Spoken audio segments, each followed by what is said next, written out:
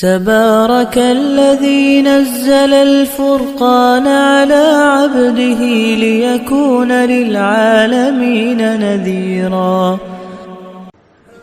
اللہ رب العزت کا ارشاد ہے، ومن يتق الله يجعل له مخرجا ويرزقه من حيث لا يحتسب ومن يتوكل على الله فهو حسبه ان الله بالغ امره ان الله قد جعل الله لكل شيء قدرا۔ سورۃ طلاق میں اللہ رب العزت کا ارشاد کہ جس نے تقوی اختیار کیا تو اللہ اس کو ہر مشکل سے نکال دے گا اور اس کو ایسی جگہ سے رزق دے گا جہاں سے اسے گمان بھی نہ ہوگا۔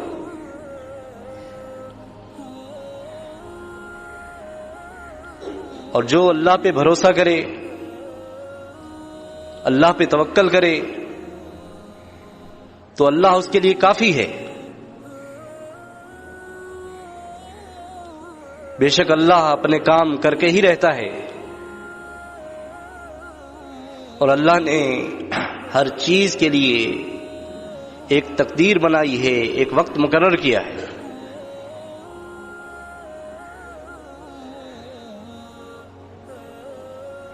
تقوی دل کی وہ کیفیت ہے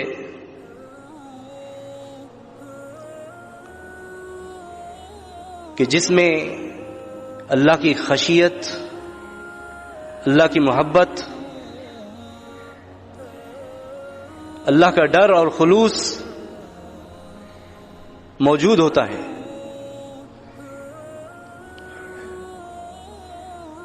اور تقوی کا جو مقام ہے وہ انسان کا دل ہے۔ صحیح مسلم میں ہے، اللہ کے نبی صلی اللہ علیہ وسلم نے فرمایا التقوی ہاں ہونا، تقوی یہاں ہوتا ہے۔ مطلب یہ کوئی مادی چیز نہیں ہے جسے انسان دکھا سکے یا جس سے کوئی دوسرا شخص کوئی اندازہ لگا سکے، بلکہ یہ دل کے اندر ہوتا ہے جسے کوئی نہیں دیکھ سکتا۔ اللہ ہی جانتا ہے کہ کون شخص کتنا متقی ہے، کتنا اللہ سے ڈرنے والا ہے۔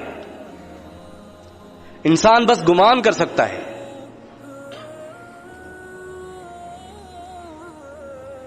اور تقوی اور ایمان یوں سمجھنے کے لازم ملزوم ہیں۔ اللہ رب العزت نے ارشاد فرمایا فمن آمن واصلح فلا خوف علیہم ولا هم يحزنون، کہ جو ایمان لے آیا اور ایمان لانے کے بعد اپنی اصلاح کی تو اسے نہ کوئی ڈر ہوگا نہ وہ غمگین ہوگا۔ یہی الفاظ اللہ رب العزت نے تقوی کے لیے ارشاد فرمائے فمن اتقى واصلح فلا خوف علیہم ولا هم يحزنون، کہ جس نے تقوی اختیار کیا اور اپنی اصلاح کر لی تو اسے قیامت کے دن نہ کوئی ڈر ہوگا نہ وہ غمگین ہوگا۔ معلوم ہوتا ہے کہ ایمان والے کے لیے تقوی بے حد ضروری ہے۔ ایمان والے کا تقوی اختیار کرنا اس کی نجات کے لیے بہت ضروری ہے، کیونکہ تقوی کے بغیر نجات ممکن نہیں۔ صرف ایمان انسان کو فائدہ نہیں دے گا جب تک وہ اللہ کا تقوی اختیار نہ کرے، اللہ سے نہ ڈرے، اللہ سے محبت نہ کرے، اللہ کی خشیت کو دل میں جگہ نہ دے، تب جا کے اس کے لیے اعمال بھی آسان ہو جائیں گے اور اس کے لیے نجات بھی ہے۔ ایک بہترین مثال کے ذریعے اللہ رب العزت نے تقوی کو سمجھایا کہ جب دل میں تقوی جاگزیں ہوتا ہے تو انسان کا کردار کیسا ہوتا ہے، اس سے نکلنے والے اعمال کیسے ہوتے ہیں، دوسرے کے لیے اس کے دل میں کیا مقام ہوتا ہے، یہ سب کچھ جو ہے تقویٰ سکھاتا ہے انسان کو۔ اللہ رب العزت نے ارشاد فرمایا وَاتْلُ عَلَيْهِمْ نَبَأَ ابْنَيْ آدم، اے رسول صلی اللہ علیہ وسلم ان کے سامنے آدم علیہ السلام کے 2 بیٹوں کا ذکر کیجیے۔ اذ قربا قربانا، کہ جب انہوں نے ایک قربانی پیش کی،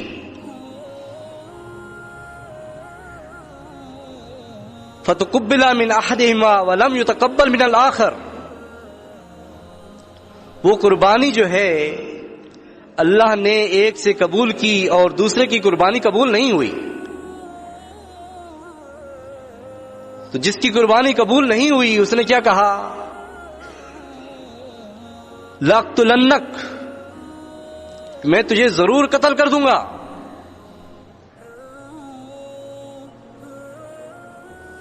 تو بھائی نے کیا کہا، بھائی نے جواب دیا انما یتقبل اللہ من المتقین، کہ اس میں میرا کوئی قصور نہیں ہے۔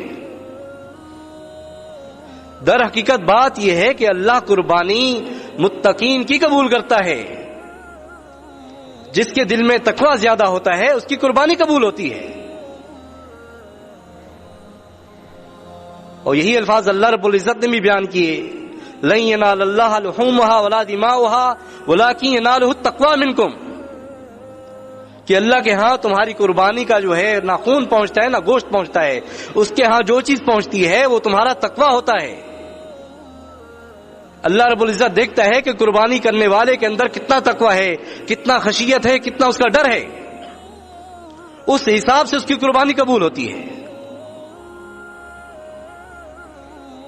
تو اس نے جواب دیا لئن بسطت یدیک الی لیقتلنی ما انا بباسط یدی الیک لیقتلک انی اخاف اللہ رب العالمین، کہ تو اگر اپنا ہاتھ میری طرف بڑھائے گا کہ مجھے قتل کر دے تو میں ایسا نہیں ہوں کہ میں اپنا ہاتھ بڑھاؤں تجھے قتل کرنے کے لیے، کیونکہ میں تو اللہ رب العالمین سے ڈرتا ہوں۔ اب آپ کو فرق پتہ چل گیا ہوگا کہ اللہ رب العزت نے قربانی قبول کی، اس کے اندر کتنا تقویٰ تھا، اس کے اندر کتنا خشیت تھی، کتنا اخلاص تھا، اور جو دوسرا تھا اس کے اندر کتنا بغض تھا، عناد تھا۔ تو اللہ رب العزت نے یہ مثال دی کہ ان کے سامنے یہ مثال بیان کر دیں، لوگوں کو سمجھا دیں کہ 2 بیٹوں نے جو قربانی کی تو قربانی اس کی قبول ہوئی جس کے اندر تقویٰ تھا،